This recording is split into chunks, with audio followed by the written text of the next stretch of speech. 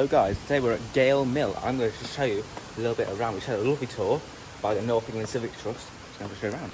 So this is, you have the crane there, which would lower the logs in.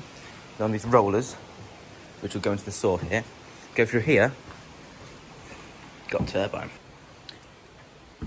So now we're in the actual mill.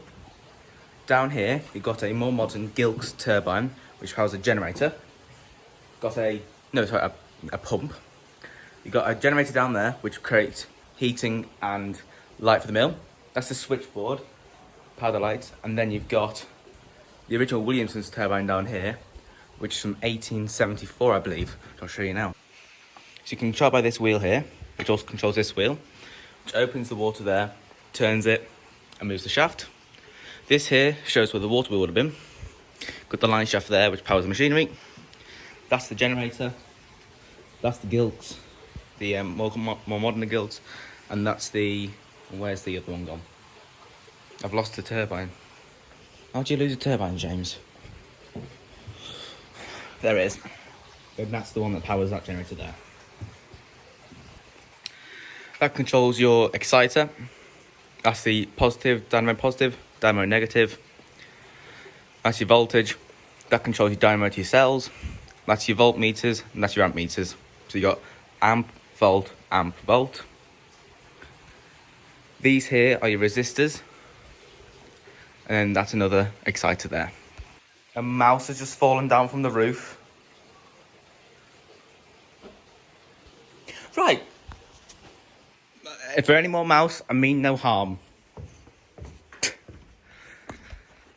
is the bottom floor of the mill. And you've got the Williamson turbine here.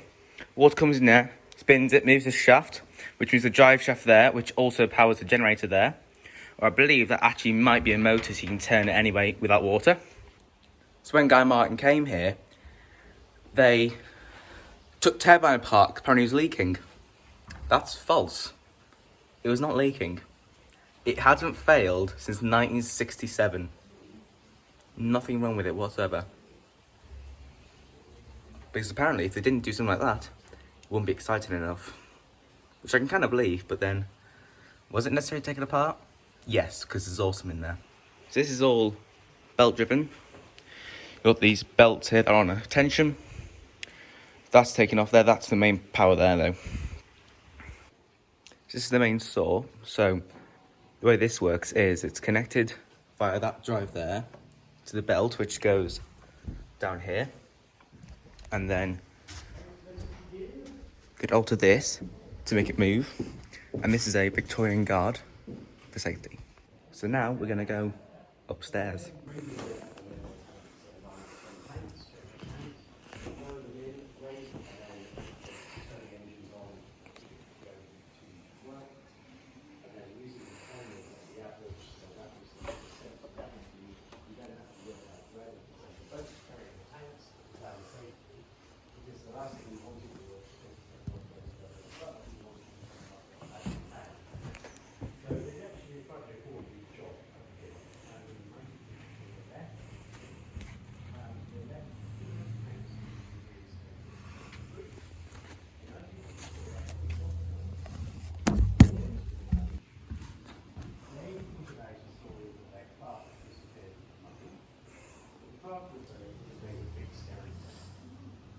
We're still not sure what happened to that man. We're still trying to find out. But at the moment, we've been quite the same house. They've got quite a lot of Europe. We've got to find it and try and get it unique to us, so we can't charge you a royalty fee or anything like that. This spins, this moves back and forth. It takes off the rough edges around your blank. The way the water's worked. The stones, the flagstones downstairs are actually chipped off, but we can't find exactly where it was in the aftermath. So we think this will probably be the middle of the corner. Of course, yeah. James, Oh, right. actually wrote to the owner, went to have a look, and I remember him saying that back to, 20 years ago. Right. I said, how long have you lived here? He said 74 years and 6 months. So I said, you've gone in, his grandfather had it, and it's his last one in it.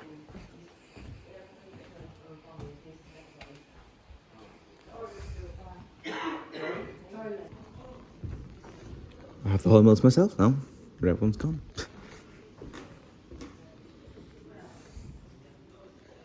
Water in, you know, you get whatever's in the bag, so it could be a stick or whatever, and if that hits one of your sensors, then the thing shuts down. And there are no spare parts available for this, they have to make each one individually. They leave us this, which is their panel, control panel, which was installed for...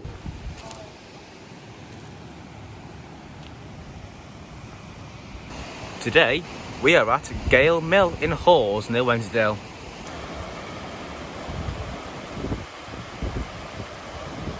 This here is a sluice gate, just water comes from the beck, down the launder to the Gale Mill. Here is the rear of the sluice gate, next to the weir.